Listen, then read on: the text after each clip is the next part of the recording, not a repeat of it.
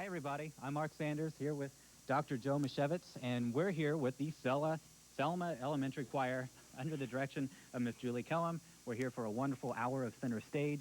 It's going to be a wonderful hour. We have not only singers but dancers with us this hour, so get on the phone now. The phone number is on your screen. Make a call, 747-4949, and leave a message, but most importantly, make a pledge to Channel 49. Only your dollars can keep great shows like Center Stage right here on the air. So give us a call now, right, Dr. Joe? Yeah, I was hoping you were going to toss it to me, Mark. What do you want from me? Let me see how good this group is. Let's hear a big hooray for Selma. Yeah. All right, very good. Very, very good. Very good. 747-4949. Those of you in the Selma viewing area, please give us a call at WIPB and make a pledge or give us a message for one of the young folks that are entertaining us tonight. It's going to be a good hour of entertainment. And Mark and I will be here introducing some of the people. We'll also do interviews, as we always do in these events, in live center stage. And we'll get a chance to talk to all of the youngsters. But right now, Judy. Let's go back to Judy in the other studio. We're here in the phone bank. The phones have started ringing, and we want you to keep them ringing throughout the whole hour of center stage. Keep calling in and letting Selma Elementary School Choir know that you're enjoying them, that you're enjoying their music. We thank them and their directors.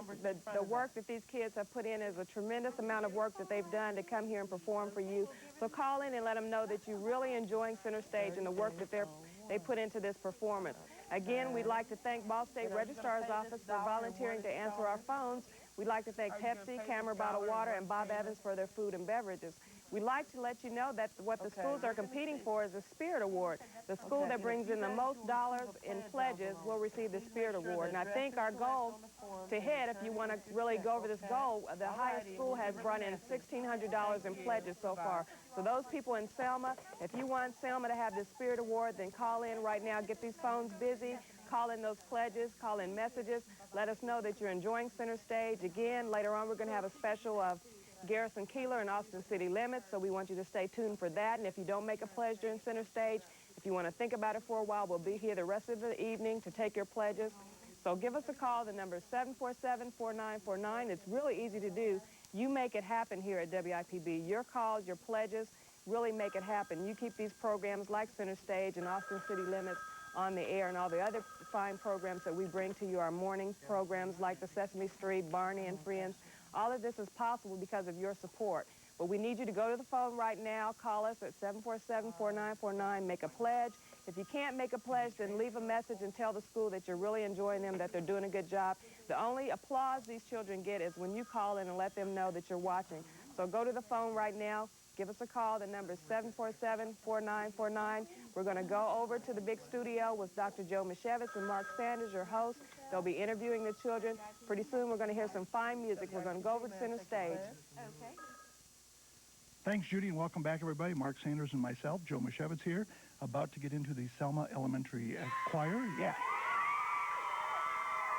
All right. A lot of Good enthusiasm. Stuff. A lot of enthusiasm. That's very important. Yeah. And so I'm going to kind of toss it your way, Mark, and let's get on with the show tonight. Okay, just going to throw it right at me. Anyway, we have a good set of songs coming up here. Be sure to listen for. The first song they're going to see is going to be called Hello, Everybody. So listen for that, and they'll go into A Place in the Choir, which on the piano will be Miss Charlene Fouch. So listen for that song, and then Elliot Gould. So right now, let's just give it to Selma, shall we? Cool. Okay.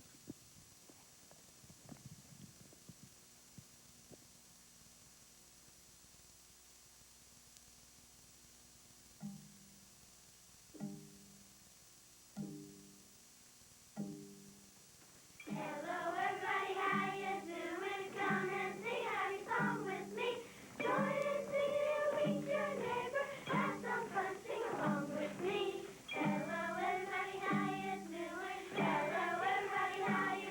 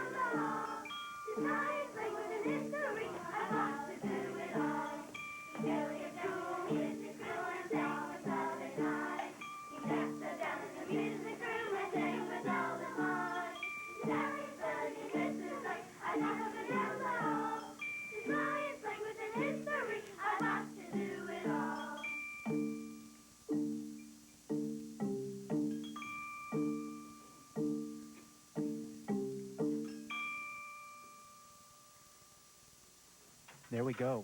Selma Elementary Choir. Well, it doesn't get much better than this, people.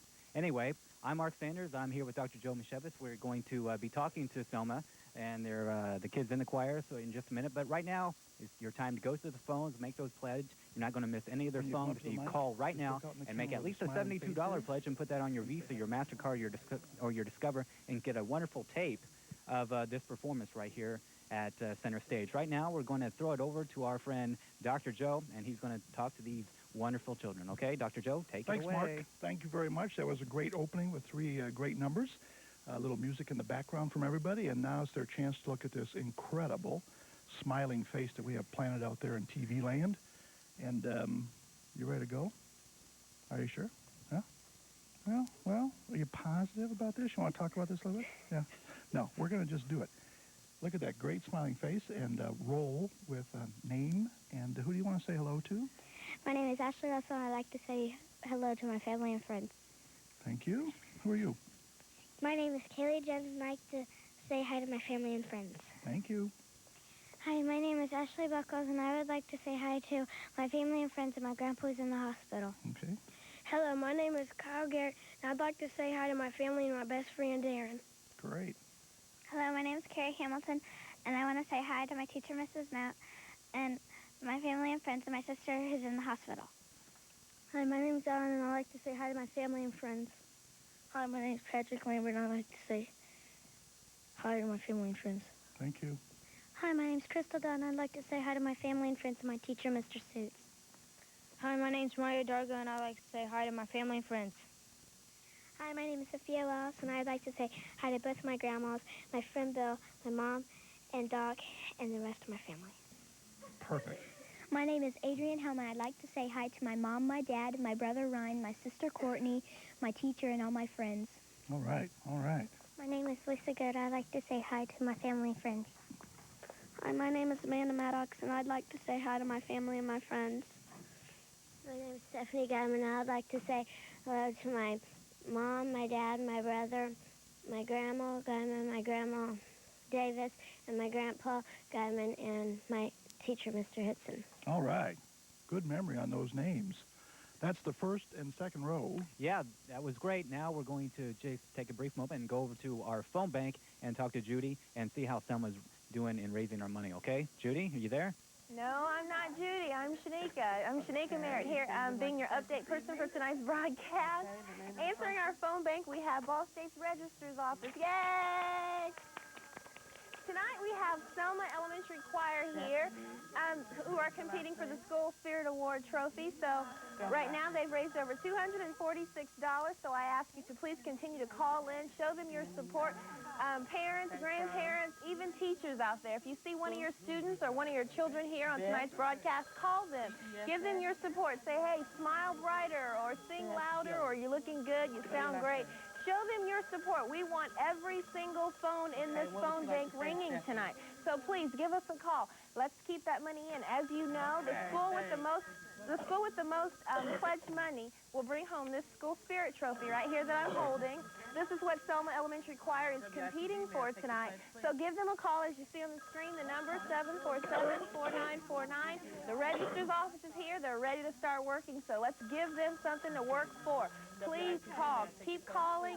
Show them your support. I'd like to say that Center Stage is a program designed for the area schools here in Muncie. They come in, they can compete and perform for you to bring home this trophy. So you know the number, you see it on the screen. 747-4949. Let's go back over and hear some great music. Here we are back at center stage. Thank you, Shanika. Sorry about that. Anyway, we want to read some messages that you're calling in. You're doing a great job of calling in, but hopefully you're pledging your support to WIPB also. But let's just jump in here. We have tons of messages, and these kids are doing such a great job. Let's tell them how good of a job. Zachary Greer, you back there? Zachary? Shirley, no? Oh, he's a dancer. Okay. We do Zachary's have over two groups performing tonight, singers and dancers. So if we could put on there, if you know that they're singers or dancers, we'll get this right. You have someone? Why don't you go for it? Try it. I've got the entire group. Would you all put your hands up, please? Great. And this comes from Superman and Batman, as you really sound very, very good. Superman and Batman. How about Amanda Maddox? Yes, okay. This is from your mom and dad, and they say, we love you. Are you All waiting right, for me, Mark? yeah, let's rotate. Can we grasp this? Stephanie Gaiman. Where's Stephanie? Stephanie? Yeah? Oh, I'm sorry. Is it Buggy? Bubby? Big Bubby? Yeah? Okay, they say you're doing an absolutely wonderful job. And how about Jennifer Pittman? Jennifer, both Cousin Kim and Aunt Kathy have called in for you, and they say you look absolutely wonderful on TV. And how about Matt Harden? Matt, we have Betty and Joe Harden, and also David Smart have called in to say we're watching you and we're really proud of what you're doing. Is there a Danielle back there? I'm shaking on this name. Is it Coulter? Okay, this is from your grandma and grandpa Coulter, and they say, hopefully you understand this, keep. I'm sure they love you. They say keep smiling. But maybe they didn't finish this message, but keep smiling. You're doing a wonderful job. And Amy Stanley, last one here, Amy Stanley this break. Jessica Walls and Ashley Doherty have called in. And what we want to do now is get back to some music, Mark, and see if we can get the Selma group to enliven the old evening on Center Stage Live with some more songs. Let's do it. I love the mountains.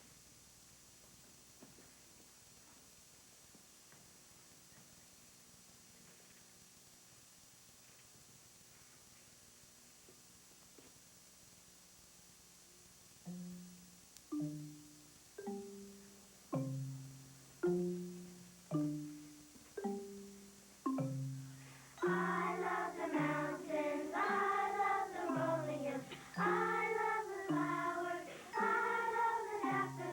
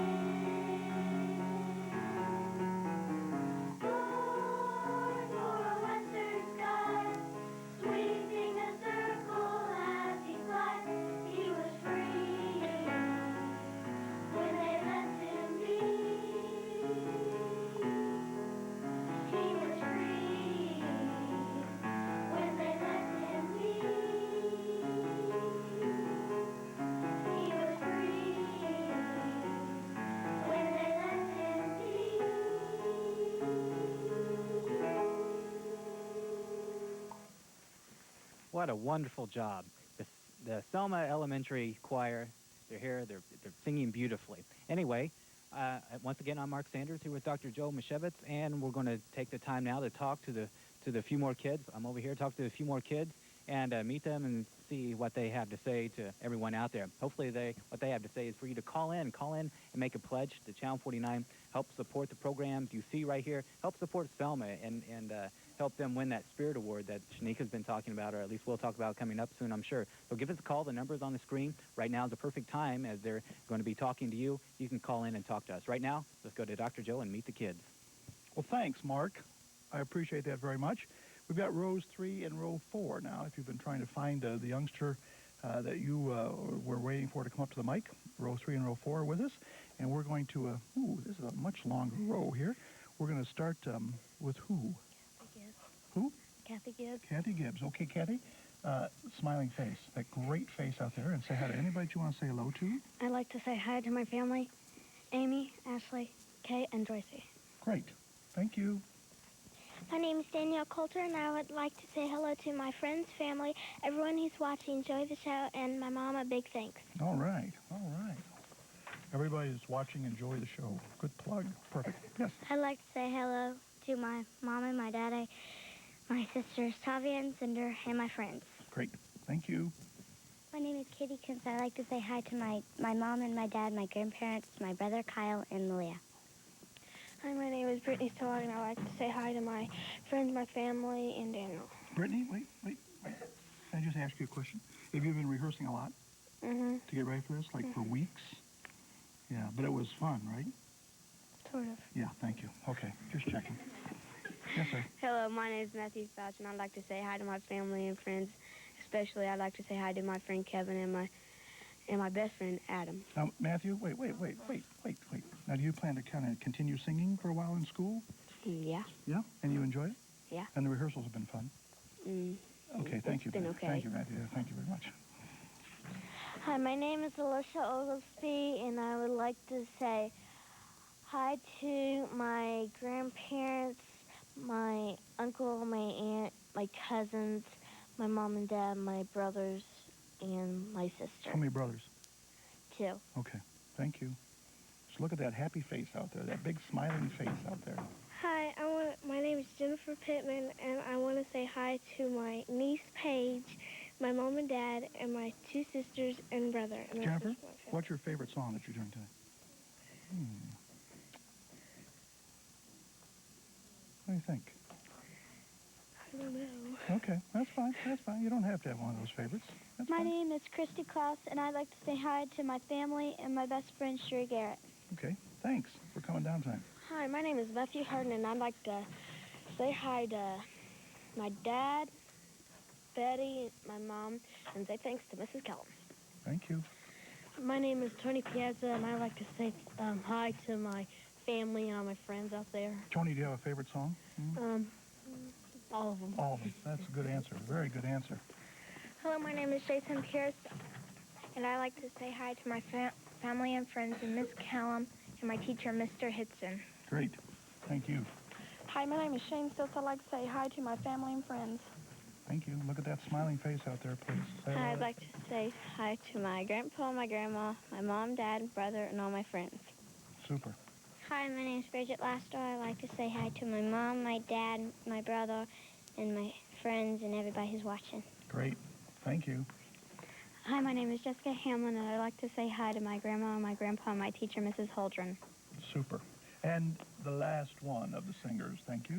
Hi, my name is Ashley Gavesha. I'd like to say hi to my mom, my dad, Kenny, my grandparents, and Pam, and her kids. Yeah, wait. Do you have a favorite song? The Eagle. The Eagle? Okay. Yeah. Thank you. Thank you very much. We're back over to the other side of our studios to see how the folks from the registrar's office are doing with the phone bank. Thanks, Dr. Joe. Selma Elementary Choir is doing really well here tonight. The phones are really busy, and we thank you for that. Those of you who are trying to call in and you get a busy signal of some sort, please continue to call in. We'd love to hear from you. So just keep calling in. You see the number on the screen, 747-4949. We'd like to thank some of our sponsors, such as Pepsi, Cameron Bottled Water, and Bob Evans Restaurant. Thank you very much. Answering our phone bank, we have the Registrar's Office of Ball State University. They're here taking the calls for those of you who are watching tonight's broadcast. Okay. I am here to urge you to continue to call the kids and give them your support here. I think they're doing very well. They have almost $500 so far, so thank all of you who are pledging and donating money here to WIPB. I understand that they have more great music coming up, so let's tune in. That was... Hi, everybody. We're back here at Center Stage. We're going to go right back into music to keep these people singing because they're doing a wonderful job. The first song they're going to sing here is called Sunset, so let me just give it back to Selma. Selma?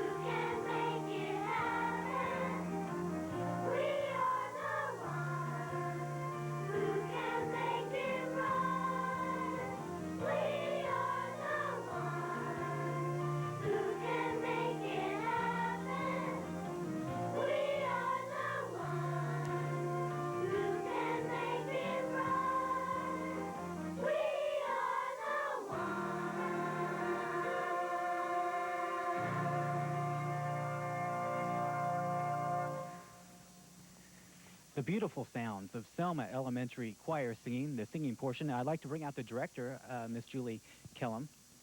And what a wonderful job you've done. The kids they sound beautiful, and a lot of it is by your directing, I'm sure. Is there anything you'd like to say out there to the people watching? Well, yes, I would like to say that these are 3rd and 4th graders, and we practice for half an hour once a week in the mornings. They get here at school at 7:25 to practice, so they're dedicated volunteers. Our folk dancing group that we're going to see will be doing dances that are taught to us and sponsored by the Indianapolis Public Department of Parks. We participate in a folk dance festival every year in the spring, and thousands of boys and girls from central Indiana dance at the convention center, and that's what we're learning these dances for. I see. Well, the dancing will be just as wonderful as the music, but right now we're going to jump over to the phone bank and see how Selma is doing for Channel 49. Shanika? Thank you for coming back over to the phone bank. Selma Elementary Choir is doing really well. They have $639. They are doing extremely well. We are proud of you. We have a lot of secret admirers calling in. Who are all these secret admirers? So we'd like to say, for those of you who've been trying to call and you haven't quite gotten into the station, keep calling. Our lines are open, sounds like. So the kids are doing great. They sound great. They look good. We are so proud of them. So please call. The number's on the screen, 747-4949. Selma Elementary Choir. They're beautiful. They sing well. And they want your support. So please call. We'd like to thank, again, Pepsi, Camera Bottle Company, and Bob Evans Restaurant. Thank you for sponsoring tonight's broadcast. Center Stage is a program set up where schools can win this trophy. It's called the School Spirit Trophy, in which they'd like to take home. And with your pledge dollars, you can help them in bringing this home. So let's go back over and hear some more great music. What's your name? I can't hear it. Our first dance is Bat Surim. That means girl from the rocks. This dance is from Israel.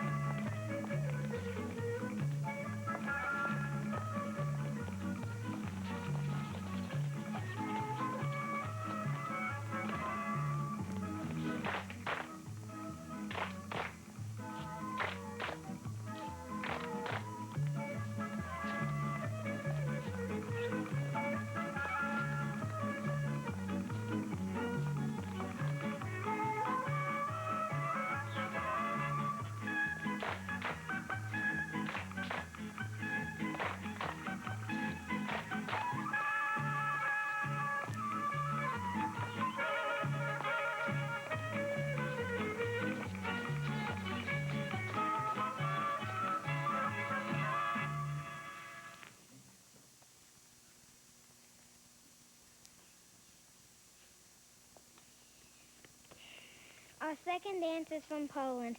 Its name is Sit Sit. Means hush hush. Children are told to be quiet because their father is sleeping, but the children forget and their loud playing and dancing wakes up Papa.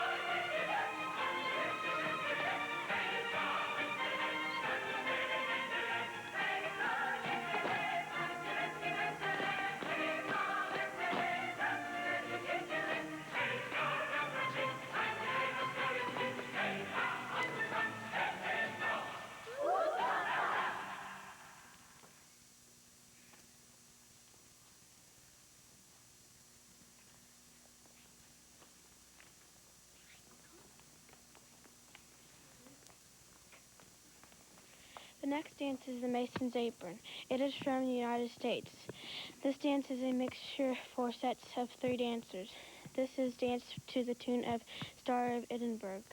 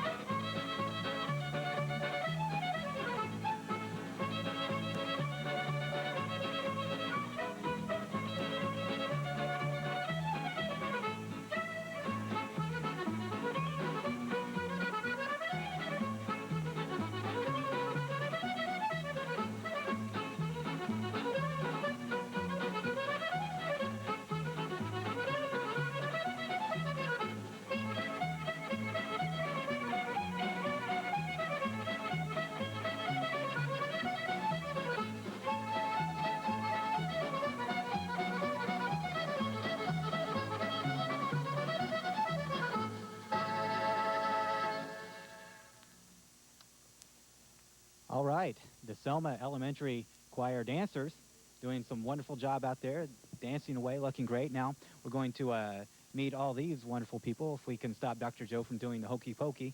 But anyway, they're here supporting WIPB, so hopefully you're calling in with your pledge and supporting WIPB as well, because only with your dollars, the viewers' dollars, can we keep shows such as Center Stage and then all of the great network shows on the air here on Channel 49. Right now, let's go to Dr. Joe and see who's doing the dancing. Joe? Oh, yeah, excuse me. Thanks, Mark. Appreciate that. That was great music, and my feet were kind of rolling over here, and several folks in the studio were wondering if I was going to jump in with the group or not, and you kind of rushed over here to be first in line, yes? Well, not rush, but... So, you ready? You're representing the dancers now. Relaxed. There's the face. Name? Who do you want to say hello to? Hi, my name's Zach, and I want to say hello to my friends, my family, my grandma, and my Aunt Linda. Zach, do you have any special songs that you like in this group? Evo. Okay. Thank you. Thanks, Zach. Yes, sir. Out to the face. My name is Nick, and I'd like to say hello to my family and friends. Great. Thanks, Nick. My name is Rachel Davis, and I'd like to say hi to my mom, my dad, my brother, and my teacher, Mr. Hitson. Thanks, Rachel. Hi, my name's Ashley. I want to say hi to my mom, my sister, my dad, and my grandma and grandpa, and my best friend, Jessica Reeder. Thanks, Ashley. Hi, my name's Amy Stan, and I would like to say hi to my family and friends and especially Ashley and Jessica and Austin. Great. Thank you. Hi, my name is Mary Park, and I'd like to say hi to my family and friends. Thank you, Mary. Hello, my name is Michael Queen. I'd like to say hi to everybody in my house who's watching and all my family and friends.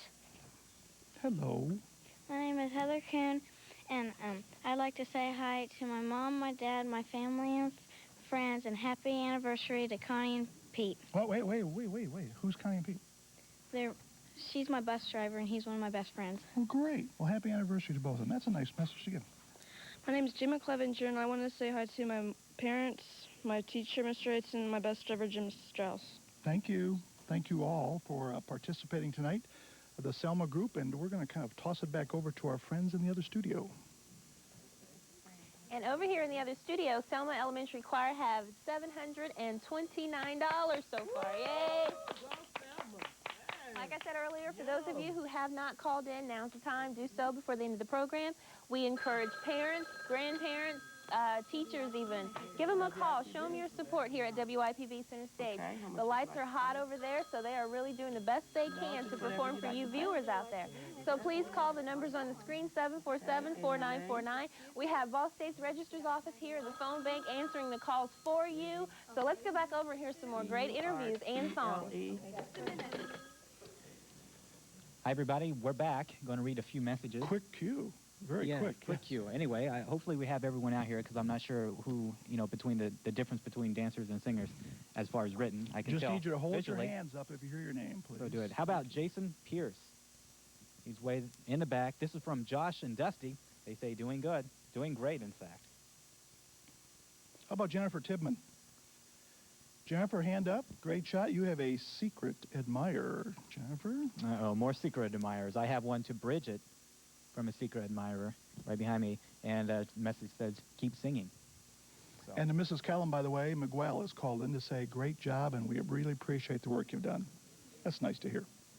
Matt Harden, you back there? Okay, this is from Vivian and Jasper. They say, smile and sing louder. Louder. How about Tony, is it Piazza? Yeah, Tony? Mom, Dad, and your brother have called in and say you're sounding really great. And here's a couple of people, Jennifer and Shane. Jennifer and Shane. There you go. This is from the Curtis family. And they say, good job. Stephanie Guyman. Stephanie, hand up. Cousin from Windsor, your grandmother, a secret admirer, and Beth Gilly have all called in to say hi. Tom Matthews. Where are you hiding, Tom? Tom Matthews? No? Okay, we'll move on. Lisa Goad, Dad and Grandpa and Grandma Goad have called in to say hi. Tara, Ingram, Michelle, Small, and Chris Crabtree have also called in, wishing you the best of luck. Wow. How about Macy Parker? Mary, I'm sorry. Mary? Sorry, Mary. Where are you, Mary? Oh, okay, you're over here. This is from your mom and dad and Green Eyes Cat. They say hi. How about the entire choir? Hands up. Yeah. Mrs. Lackey called in to say hi, and Pete the Pirate said, the skirts that really fly. He called in to say hi, as did Mrs. Slatter, and Mrs. Holdrum also called in to say hi to all of you. And, of course, I have a good luck to the choir. And how about, is there a Grady or a Grossi? I'm sorry. Anyone? I'm having trouble reading. We'll move on, all right? I can't read. Danielle Coulter. Mama and Papa have called in to say good luck, and Mommy and Daddy have also called in to send their love to you. Keep going. I'm having trouble reading. Christy Jesse. Christy, your #1 fan, and Bethany have both called in. How about Catherine Coons? Or is it Kuntz? Aunt Julie, Uncle Mike, and CD called to say you're doing a great, great job. Here we go. I have a wonderfully written one. Jessica Hammond. There we go. This is from Wayne Wyatt. Looks good and playing good. How about Matthew Fouch? We've got an aunt and uncle who've called Matthew. We have a secret admirer who's called, and we have Austin who's called, and we have Joy at the Baptist Church that's called, and all your friends saying you're doing great. Wow, count them. Cynthia Wallace. Here she is. This is from your stepsister, Judy and Craig. They say doing a good job, and we'll see you tonight when you get home. Patrick They'll be Lambert. waiting. Patrick, you've got some cousins who have called in, and you too have a secret admirer and the dad who has called in to say hi. And Matthew Phelps. Where are you? Matthew, pardon me? Oh, okay, this is Fouch. Okay, this is from Ryan Reese. That sound familiar? Okay, you're doing a good job. Ashley Russell. Ashley, where are you? Mom has called in. Victoria Elizabeth and Lynn Long have said, we've all seen you on TV, and now we're going to toss it back over to the phone banks. Selma's doing very well tonight. Right now they have over $837. Thank you, yay. The phones are busy, so we encourage you all to continue calling in. Although we are at the end of the program, we still invite all of you to continue calling. So the number 747-4949. They're doing really good. They've done very well tonight. We're really proud of them, as I'm sure many of you viewers are out there. Thank you for tuning in to WIPB Center Stage tonight. Selma, I think that they're great. They sang very well. So for those of you who have not got a chance to call in, do so now. The number 747-4949. They're competing for the School Spirit Trophy right here, and I think they're one of the highest pledge dollars we have so far. The School Spirit Trophy, we're at $850 right now. Here's the School Spirit Trophy in which Selma's competing for. This is what the school that wins the most dollar amount of pledges will bring back home and have in their trophy case at school. So let's go back over and hear some more great music.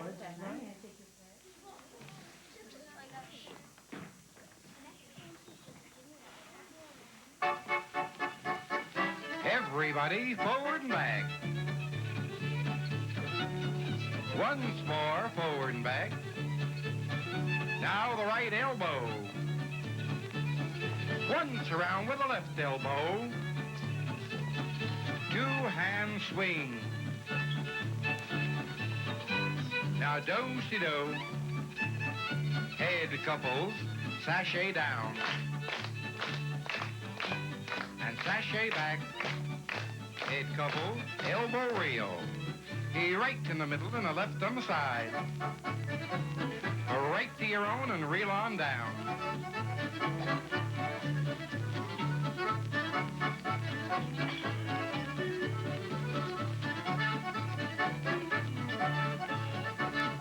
Meet in the middle and a sashay back. Cast off and down you go. Raise the arch, raise it high. Pass through, and away you fly. Everybody forward and back. Forward and back once more. Right elbow. Left elbow. Two-hand swing and around you go. Everybody gonna do-si-do. Head couple, sashay down. And sashay back. Head couple, the elbow reel, a right to your own. And a left on the side. And a right to your own and reel on down.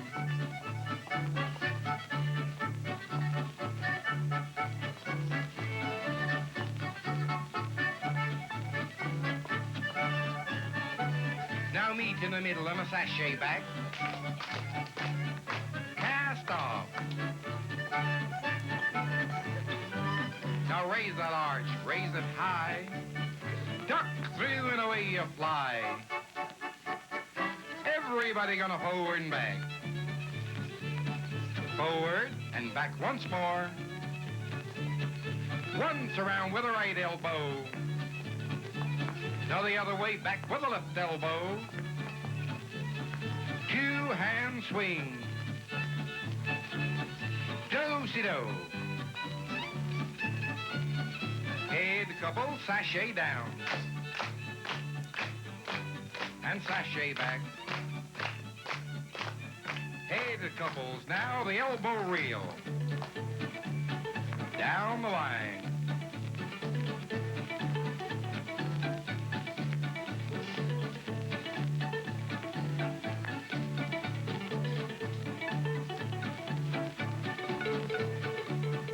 Meet in the middle and a sashay back. off and down you go. Now raise that arch, raise it high, duck through and away you fly. Selma Elementary dancers dancing Great. away for us right here on center stage on WIPB. Wonderful job. Wonderful job. Anyway, we still have plenty of messages to read. Feel free to keep sending them in, but feel free to make a pledge, too, right here to Channel 49. It's your dollars that keep us on the air. You all right? I'm fine. Thank you very much. How much Pepsi have you had to drink tonight? Well, not too much, thank you. Oh, okay. One of the things we do need to mention, by the way, the Selma group is incredibly great about calling in great messages, but it's physically impossible to get through all these, so we're going to put the blitz on, but every student will get all the messages that were sent in after we sort them all out. So how about the entire group? Hands up. The 8th grade choir called in to say you're doing an extremely good job. Yeah. Miss Debbie called in for you, too, saying you're doing a great job. How about Jennifer Pittman? Jennifer, Jerry Lamb called in to say you didn't wear your hair like you said you would. Jessica Dodd. Jessica, there you are. This is from Jessica Walls. Looking good. Alan Davis. Alan, hand up. Your mom and dad have called to say looking very good. How about Matt Harden? You back there? Yep. This is from your Aunt Brenda and Uncle Steve, and they say you're doing a great job. That's an understatement. Kyle You're doing a Garrett. Wonderful job. Kyle.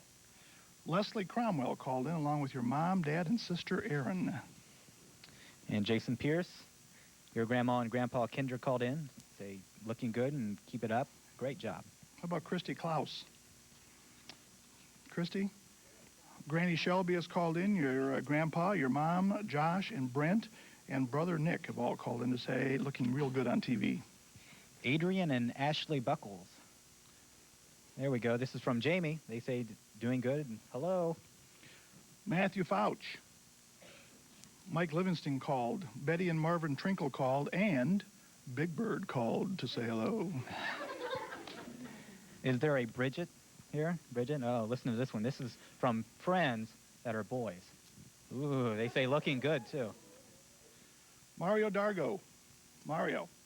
Aunt Sarah. Uncle George. Justin. Creighton Beatty. Aunt Jerry. Uncle Phil. Father, mother, and brother have called in to say hello. My, oh, my. How about Kathy Gibbs and Patrick Lambert? Back there, Lydia has called in and says, hi. Okay, we're into our last minute. Corey Ann Weber. Mega Wilkinson and your mom and dad have called in to say we're very proud of you. So Heather Kuhn, this is from your pastor and family. Congratulations on your performance. Wonderful performance. Ashley Goodpastor. Ashley, cousin Gayla called in to say hello, and so did Barb Maurer. So let's just take a minute and say thanks for the messages, thanks for the pledges, and thank you to the Selma Elementary Choir. They've done a wonderful job. It's been center stage. We couldn't do it without them. Stay tuned to WIPB. We're going into Washington Week. Stay tuned for the rest of Pledge. We have more center stages coming up, so have a good night.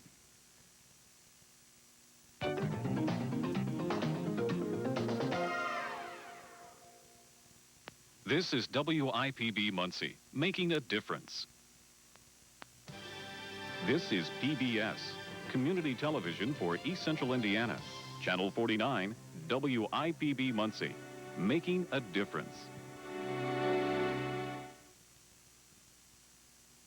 ABB, a world leader in electrical equipment and environmental technologies, and manufacturers of energy-efficient transformers to meet customer needs. ABB's people pursuing excellence, building client confidence with expert plant design, modern production operations, and advanced transformer technologies. ABB features streamlined plant operations, well-trained employees, and total quality improvements. ABB, engineering tomorrow's environment, proud to be contributing to the Muncie community and supporting programs on WIPB.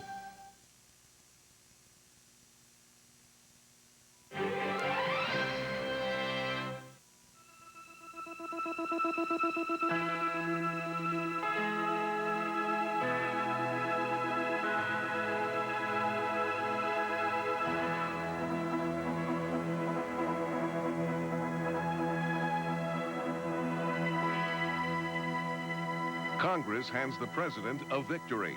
Our top story tonight on Washington Week in Review.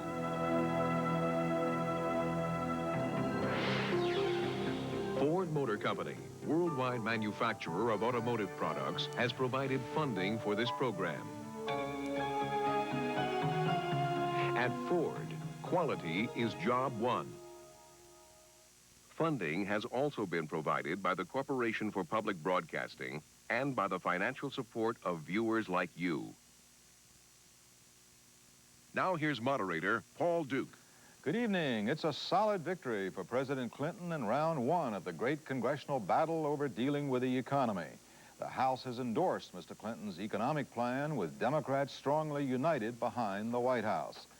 The administration also is moving forward on the health care front, and the president will soon have a vacancy to fill on the Supreme Court. Also, perhaps, a new FBI chief. To report on all these developments, Jack Nelson of the Los Angeles Times, Linda Greenhouse of the New York Times, Howard Feynman of Newsweek, and Gloria Borger of U.S. News and World Report. Well, Gloria, I guess we'd have to say that the Clinton economic plan appears on track and on its way to congressional approval. It certainly is, Paul. You know, this was the week that the Democrats really had to prove that they could get out there and they could govern. And given the budget victory in the House, I think they really got off to a very good start. You know, it's not very often, in fact, it hasn't been 12 years since the Democrats got a chance to rally behind their own popular president. And they did it this time, and there were only 11 Democrats who actually crossed over and voted against this president. So that's pretty impressive unity. I think Bill Clinton himself deserves a lot of the credit for this, Paul. He went out there, he went outside the Congress to the American people, convinced them. 60% of them said, we're with you on this plan, Mr. President. Then he went inside the Congress, just like Ronald Reagan used to do, and convinced the moderates and conservatives that they ought to be with him. He massaged the budget a little bit, changed it here and there. You know, but I must say, Paul, that this is really the easy part. I don't want to say that this wasn't a victory for the president, because it was. But this is really only the outline of the budget. The real tough stuff comes in the next few months when the people have to get together in committee and they have to decide line by line where the spending cuts come and where those tax increases come. And that's not going to be easy. But for now, though, this was a very successful political document. It had a little bit of something for everybody in it. The conservatives got $510 billion in spending cuts over the next 5 years. The liberals got $115 billion more in defense cuts than George Bush had suggested. And Bill Clinton got his economic stimulus package, which he really, really wanted, and that was $16 billion. The plan has new taxes. Nobody much likes the new taxes, but the Democrats are betting that if you levy them against the wealthy, that's pretty good politics. So whether you like the plan or not, Bill Clinton did keep a campaign promise. This is a budget for change, I'll tell you that. The Republicans had a plan of their own, and there was some feeling at one point that the Republicans would not rise to the challenge, but they did, but that was voted down. Yes, I think Congressman Kasich of Ohio deserves some credit for that. He came up with a very credible budget plan. But you know, Paul, this just wasn't a week to be a Republican in the House of Representatives. They weren't going to let him get away with anything. They came up with a credible plan. It got defeated. Politically, though, this is okay for the Republicans because now there's accountability in government, and the Democrats are the ones that the American public is going to hold accountable. Gloria, the rules and the numbers in the House are pretty favorable to the Democrats. It's really not been nice to be a Republican there for quite some time. Now, Republicans don't have a majority in the Senate either, but they've got some room to maneuver, and there's some weakness on the conservative side, on the Democratic side. What's going to happen there? Is it going to be as easy to get this outline through the Senate? It's never easy to get anything through the Senate, and the margin is, of course, closer. Yeah. But I think Bill Clinton is going to get his package through there next week. There are going to be some proposals, just like there were in the House, to cut back the stimulus program. I don't think they're going to pass. But in the long term, the administration knows that it's got to really keep a very close watch on the Senate, because their nightmare scenario is that you get a bunch of conservative and moderate Democrats teaming up with the more liberal and moderate Republicans into some kind of coalition that could really stop them. So they really do have to keep an eye on that. I noticed that it was Charlie Stenholm, the congressman from Texas, who was head of the boll weevils that fought the Jimmy Carter programs, who got rolled over on this one. This really is an indication, isn't it, of how strong Clinton is These right now. Congressional leaders were not going to let this plan go down the tubes. Dick Gephardt, the majority leader, got up on the floor and he said, look, you know, you may not love this plan, but this is a new president. Give him a chance. And that's really the political imperative that was working here. Give this guy a chance. We voted for change. Let's try it. That was the same argument that was used in the case of Ronald Reagan's Exactly. economic proposals 12 years ago. I shouldn't admit this, Paul, but I remember that budget fight in 1981, and there was a lot of deja vu in this for me, because Clinton was acting a lot like Reagan and trying to sell this, and the congressmen were giving the same arguments to each other. Give the guy a chance. He's popular right now. It's hard to cross Lori, him. was there a same kind of historic sense about it? I mean, when Reagan, I was there too, I admit. And there was a sense of a sea change. I'm still there, though. There was a sense of a sea change going on. I mean, Yeah. was there that sense there also? You know, Yeah. there is a sense, I think, you know, that the 1980s are over now. Finally, this budget is a very different kind of budget with very different priorities for these members of Congress. The Democrats are now the ones who are going to be held responsible. Is it a signal also that the gridlock is coming to an end? Well, I think, you know, that's a very good question, Paul, and it's very hard to predict that. There were some good signs for the Democrats this week. The freshmen stuck with Bill Clinton. That was really important. But, you know, there are two ways of looking at it. One, you could say, yeah, this is a sign the coalition's going to stick together. Another way to look at it is to say, this is the high point. It ain't going to get any better for Bill Clinton, and it's all downhill from here. So it's very difficult to know right now. The administration also is moving right along, Howard, in its consideration of a new health care system. They certainly are, Paul, and as big as the budget story is, I think eventually this one could be just as big. There's what I call the Social Manhattan Project underway now. There are 500 experts trooping in and out of the old executive office building next to the White House, morning till night, working on a crash program to redesign 1/7 of the American economy, which is health care.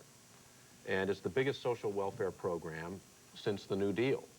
And it's based on the premise that everyone in the country is entitled, key word, entitled to affordable, decent health care. Now, the problem is, how do you do that? How do you pay for it? Well, I think we're beginning to see the outlines now of what they're going to do. Everything's hush-hush still. Nothing's final, but you can see basically where they're headed. Number one, I think they're going to be, and I have good reason to know, that there are going to be price controls and cost controls of some kind immediately because of spiraling costs. Healthcare costs are triple the rate of inflation. In order to make this work at all, they're going to have price controls. That means perhaps if you're a senior citizen and you're not now able to control your costs of prescription drugs, outpatient prescription drugs, you may get some relief on that. Number two, there are going to be choices made, sometimes tough choices, especially for poor people who are on government-financed programs. Just this week, the Clinton administration approved an Oregon plan, which will basically decide which procedures the government will pay for and which they won't. That means if you're a poor person in Oregon, certain types of transplants you might be able to get, other kinds you won't be able to get. Another thing they're going to do is emphasize prevention over what they call acute care, like health maintenance organizations do. The idea there is to tell the American people, I think rightly, that our system is not only expensive, but it's wasteful.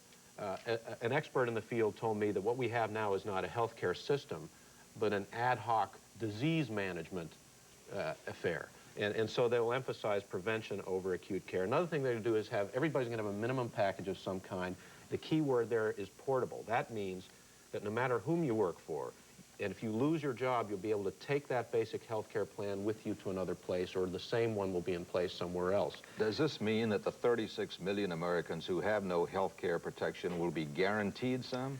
Well, it doesn't mean that they're going to get it immediately. This is a key part of what's going to happen here. The cost controls and the price controls are going to go in before the service is vastly extended.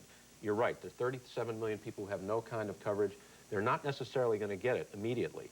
And neither will the Medicare system, which has almost 30 million people, be immediately folded into this, and neither will the Medicaid system. So what Bill Clinton is proposing to do here, I think, is a typical Bill Clinton hybrid. It's going to be run by something called managed competition, which is the oxymoron of all time. Which is what? Well, managed competition really is co-ops. It's purchasing through co-ops. The idea is in every region of the country, in every metropolitan area, all the people who buy health care, which are companies for the most part, but also public institutions like a school system or whatever, will get together in consortia and engage in bidding with the providers of health care, insurance companies, hospitals, doctors, to see who can provide the cheapest, best care. But this isn't going to work and save any money unless the government puts a ceiling on how much care can be provided without taxing benefits.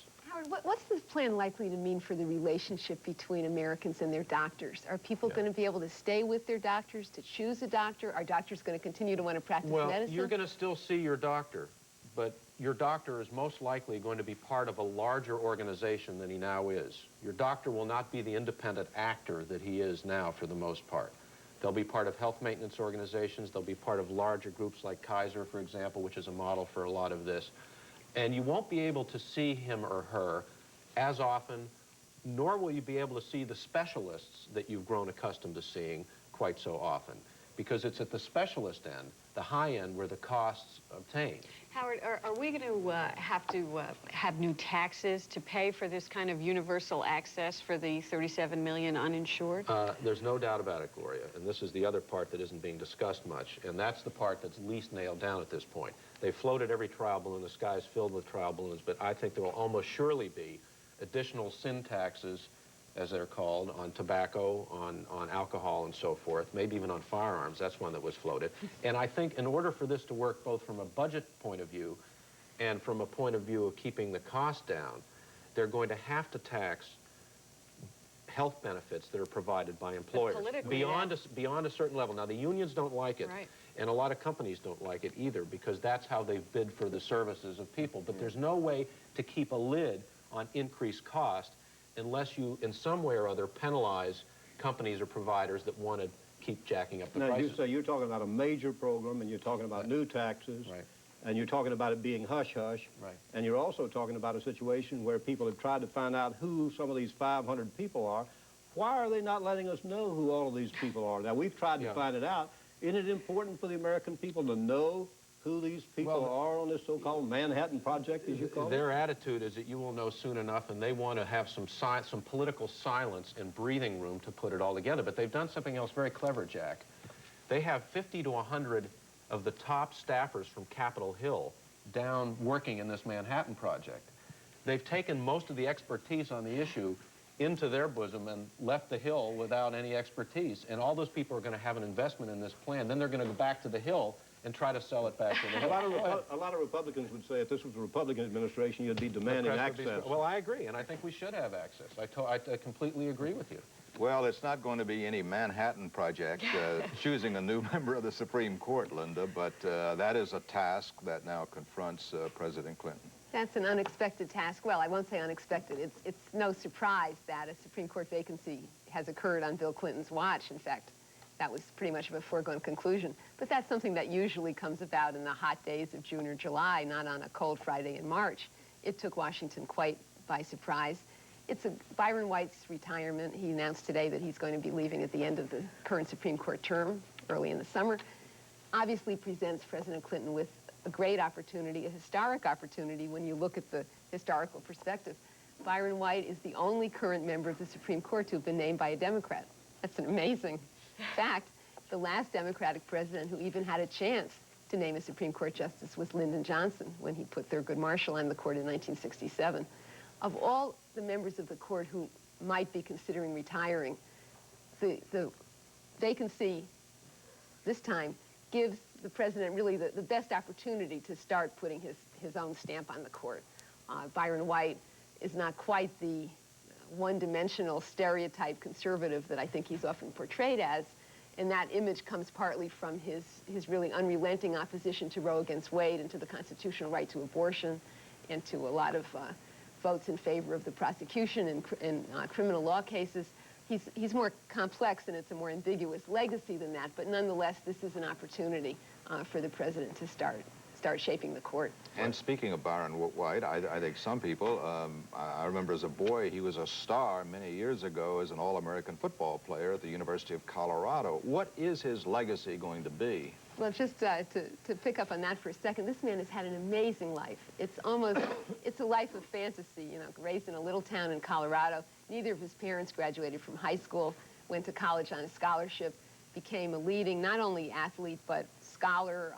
He's the only person in history who both led the NFL in rushing and clerked for the Chief Justice of the Supreme Court, and then was the first Supreme Court law clerk ever to come back as a justice. It's really been just an absolute stellar kind of career.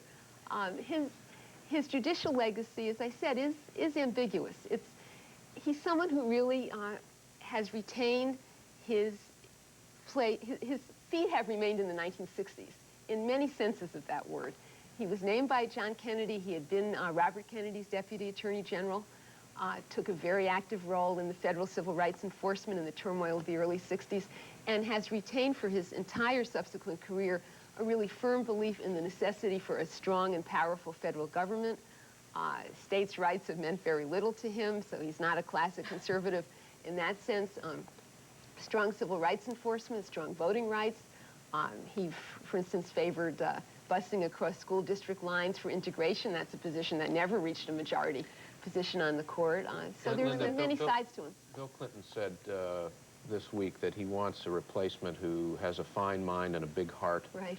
But beyond that, what do we know about the person that Clinton's looking for? We don't know much yet. You know, this happens suddenly. There's no structure in place.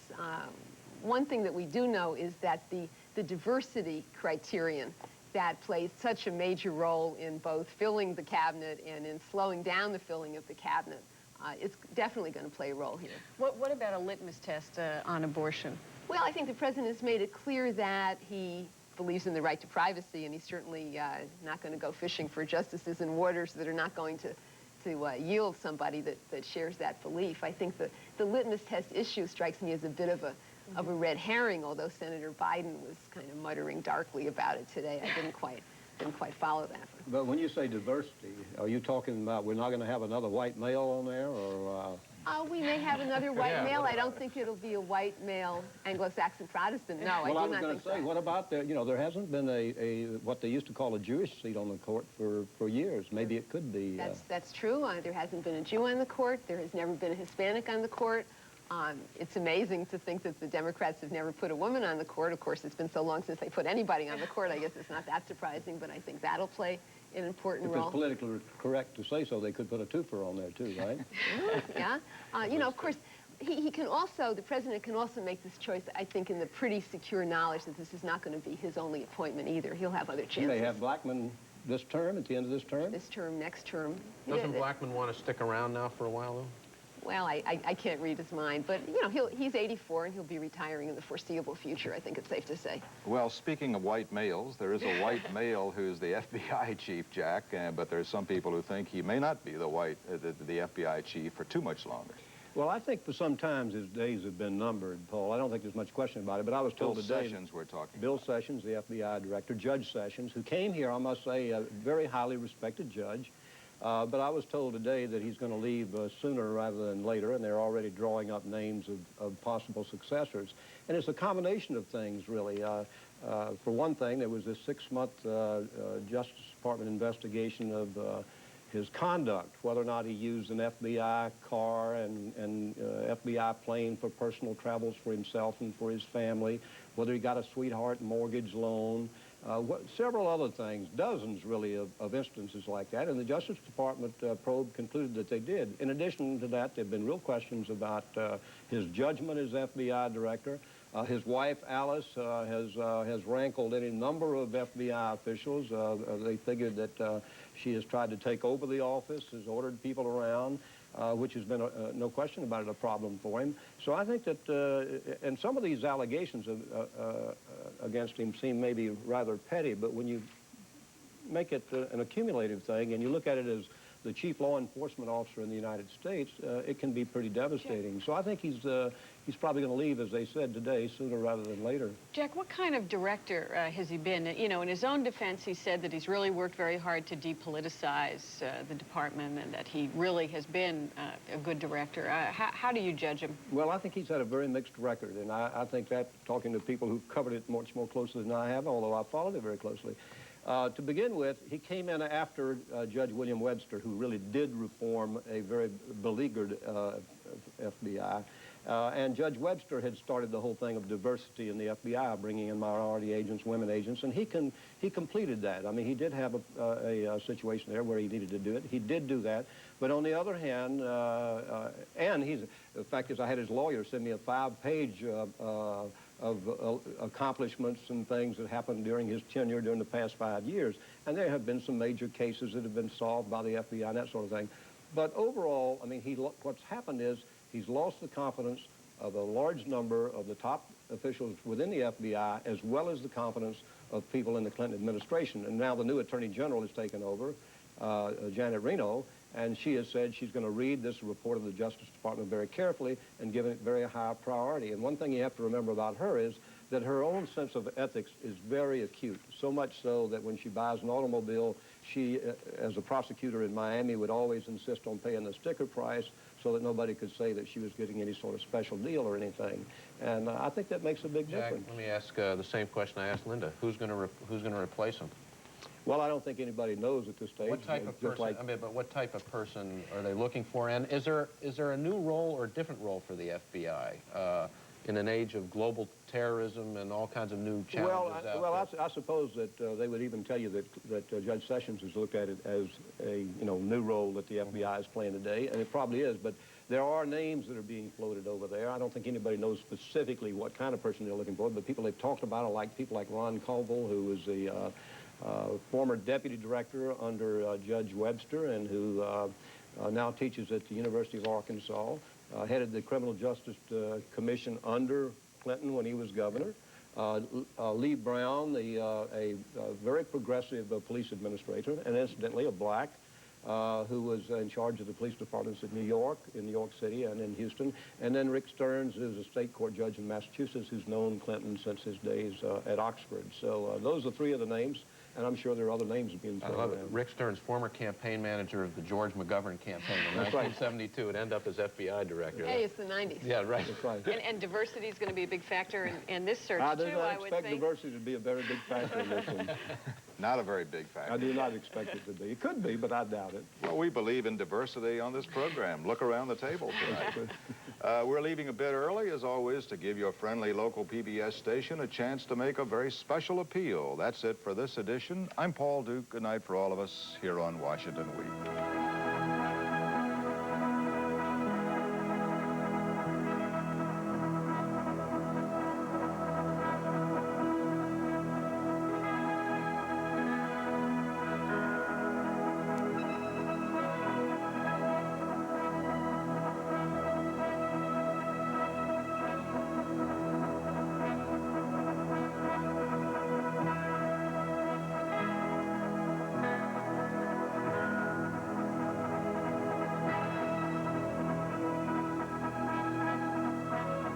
Washington Week in Review was produced by WETA, which is solely responsible for its content. Ford Motor Company, worldwide manufacturer of automotive products, has provided funding for this program.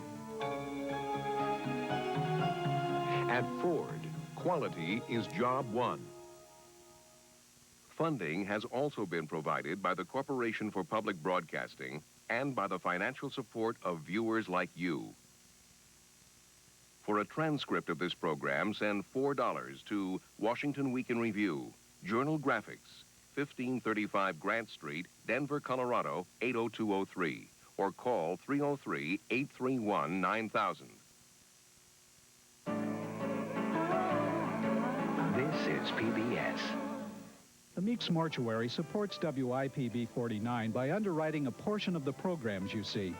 For nearly 150 years, families of Delaware County have looked to Meeks for their support in times of need. The Meeks Mortuary, people you can count on to serve the living.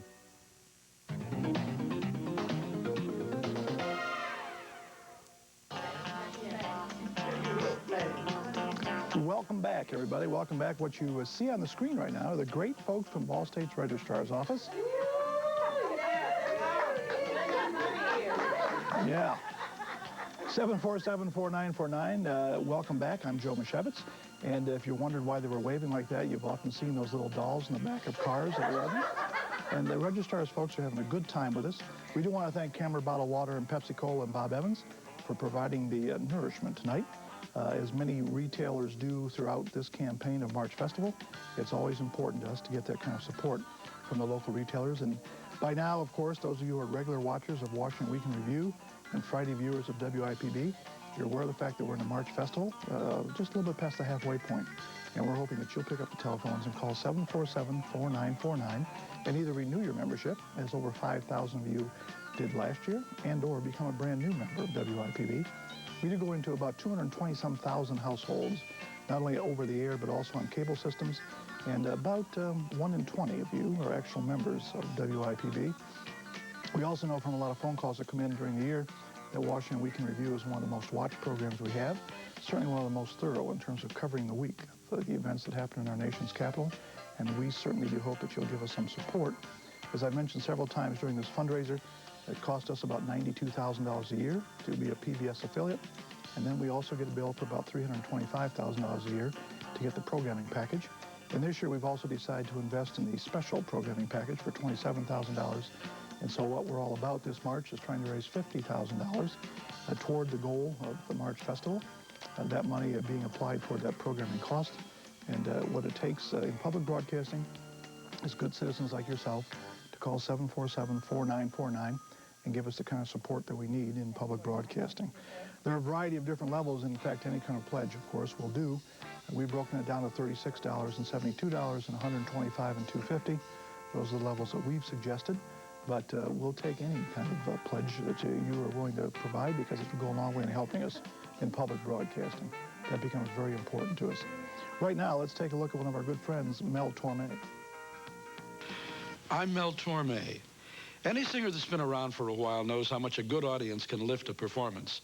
When your audience is in sync with the music, feeling what you're feeling, there's a kind of feedback that energizes the whole room. Well, that's the kind of feedback we're looking for right now. Let us know you're out there digging what you see. Just go with the feeling. Pick up your phone and call in a pledge, because today's pledges are tomorrow's programs. Welcome back, everybody. 747-4949. That's the number to call. I'm Joe Mashevitz, and I'll be with you for a little while this evening. My prediction is that around 10 o'clock, Hoosier tip-off time, we might see some channels shifting to other stations. But right now, what we're doing is we've got the great folks from the Registrar's Office of all States. Yeah. One of the many groups that come in throughout the March Festival to volunteer their time to answer the phones, and there goes one of the phones now. And without that kind of support, it would make life very difficult for us here at IPB, because we'd be using the full-time staff. We've also got several of the students working with us tonight. And one of the things that does help is their pledges provides educational support for students who want to work at the station and end up with careers in radio TV. So we hope that you'll do that. $50,000 is the goal for this March. Pledge listings, $36 and $72 and $125. If you're from out of our listing area, we'll take a collect call at 747-4949. So please do call collect. We'd be more than happy to take that collect call. And also Discover and Visa and MasterCard. We're more than happy to take those credit card calls. And if we do take the pledge on a credit card call, we'll be glad to send you a 1993 almanac. It's happening throughout the country. All public broadcasting stations right now are in the middle of fund drives. Fund drives because that's how the public broadcasting system works in this country. We're dependent upon you folks to send in your dollars to help support both programming and talent and the facilities of public broadcasting stations. Let's go on to the next program now, another good Friday night show, and we'll be back with you after that.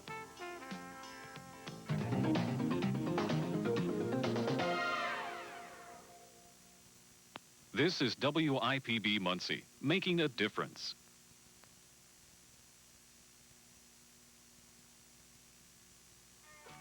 Muncie's very own Oldies 105 WERK. Providing good times and great oldies. Supports many of the programs seen on WIPB. First Merchants Bank of Muncie offers complete trust and investment services, including discount brokerage, estate planning and management, and retirement planning. First Merchants offers personal financial counseling to assist the investor and to ensure that decisions are based on timely, accurate information. Market activity and trends are monitored by the investment staff. First Merchants Bank of Muncie has been named a Blue Ribbon Bank by VeriBank for financial soundness and is proud to support programs on WIPB.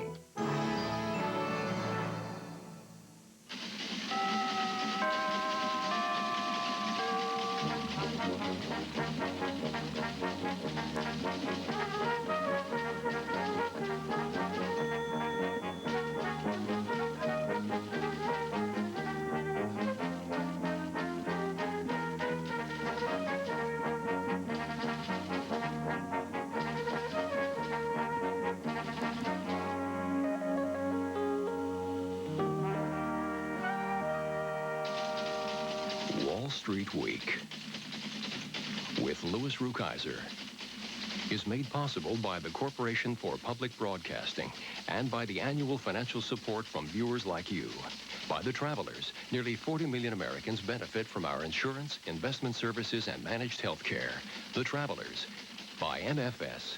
MFS, helping mutual fund and institutional investors achieve their financial goals since 1924.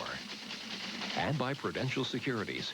We believe the most important thing we earn is your trust. Prudential Securities. Produced Friday, March 19.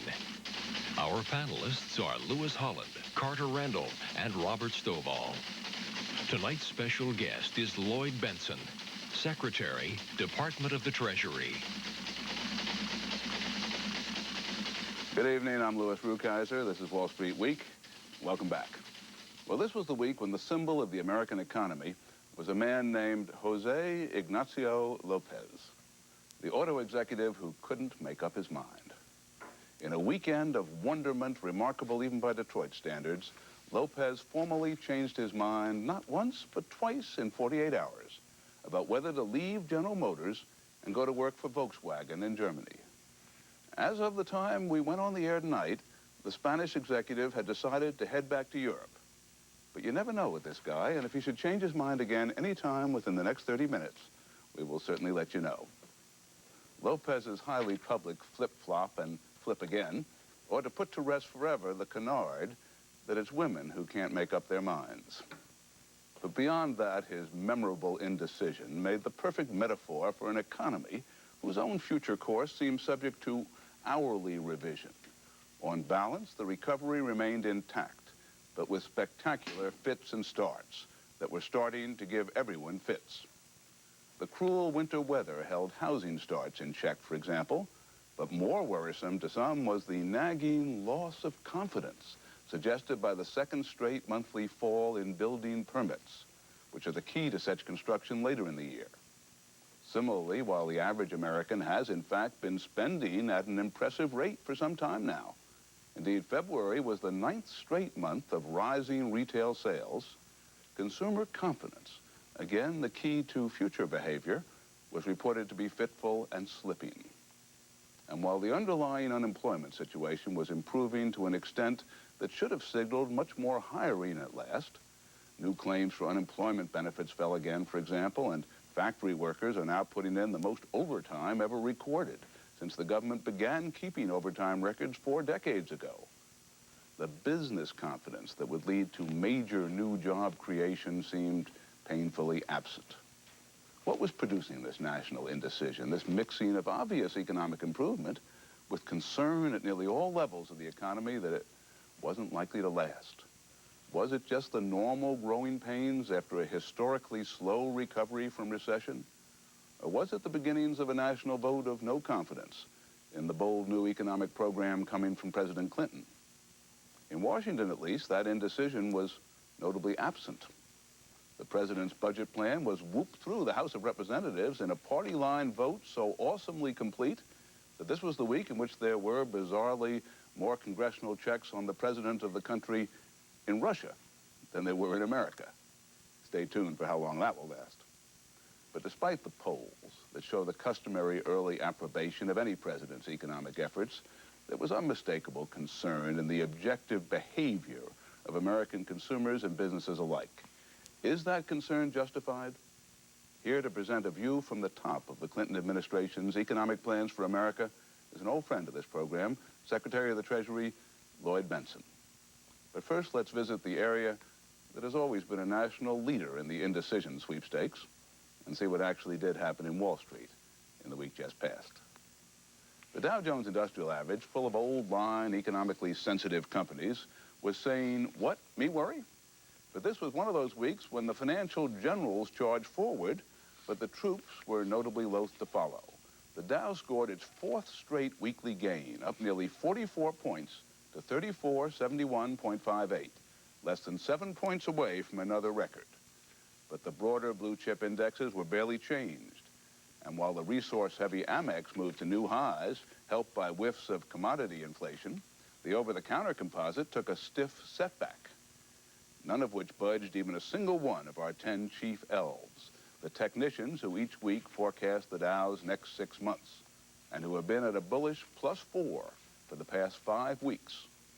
A blip in the inflation numbers briefly unnerved the bond market, but those ghouls cheered up as the conviction grew that economic growth was slowing both at home and abroad, and that even the Germans were having to cut interest rates. With bonds thus ending the week with still further gains, the flint-hearted bond market and the so-called populist president from Arkansas continued to be the year's oddest couple, with the truly weird menage a trois completed by, of all people, Wall Street stockbrokers, who gloried in a record 11 straight weeks of billion-share trading on the New York Stock Exchange. For them, at least, the stimulus package is working just fine. Carter Randall, do these signs of possibly faltering confidence among consumers and businesses worry you at all?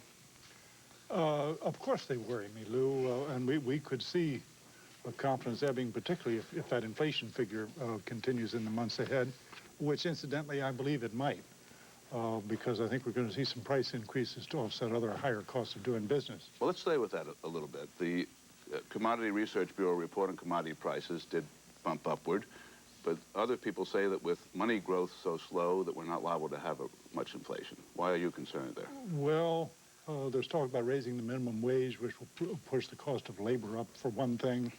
More regulation of business, higher taxes on business. Those things are going to be passed on to the consumer in price increases, in my opinion. Is inflation your biggest worry right now? Longer term it is. I don't think it'll come back with a vengeance anytime soon.